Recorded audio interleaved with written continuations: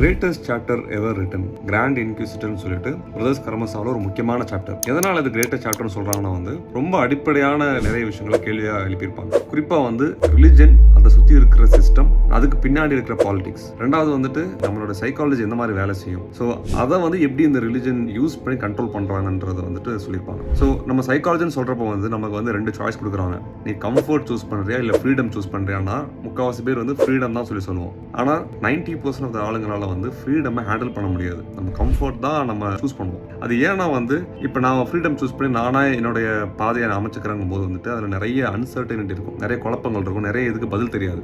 So அதுவே ஒரு மாதிரி சஃபரிங் உருவாக்கும். ஸோ அதை நிறைய பேரால் ஹேண்டில் பண்ண முடியாது. அதுக்கு பதிலாக இன்னொருத்தவங்க எனக்கு என்ன வேணும், நான் எந்த பாதையில் போகணும், நான் எப்படி போகணும், என்ன மாதிரி துணி உடுத்தணும், இது எல்லாமே அவங்க எனக்கு ஒரு ஸ்ட்ரக்சராக கொடுத்துட்டாங்கன்னா எனக்கு அது ஈஸியாக நான் ஹாப்பியாக ஃபாலோ பண்ணிட்டு போயிடுவேன்னு சொல்லிட்டு தான் நிறைய பேர் அதை சூஸ் பண்ணுவாங்க. ஸோ இந்த அடிப்படை இதில் எப்படி ஒரு மதம் பீப்புளை கண்ட்ரோல் பண்ணுறாங்க, ஸோ அதை ஒரு போயம் மூலியமா இவான்ற கேரக்டர் கொஸ்டினாக எழுப்பியிருப்பாரு. இது படிக்கும்போது ஒவ்வொருத்தவங்களுக்கும் ஒரு விதமான இன்டர்பிரிட்டேஷன் இருக்கும். ஸோ நீங்கள் இதை படிங்க. பிரதர்ஸ் கரமசாவ் பெரிய புக், அதை படிக்க முடியாட்டியும் பரவாயில்லை, இந்த ஒரு சாப்டர் கண்டிப்பாக நீங்கள் படிக்கணும். படிச்சுட்டு உங்கள் தாட்ஸ் என்னன்னு சொல்லிட்டு கமெண்ட்ல சொல்லுங்கள்.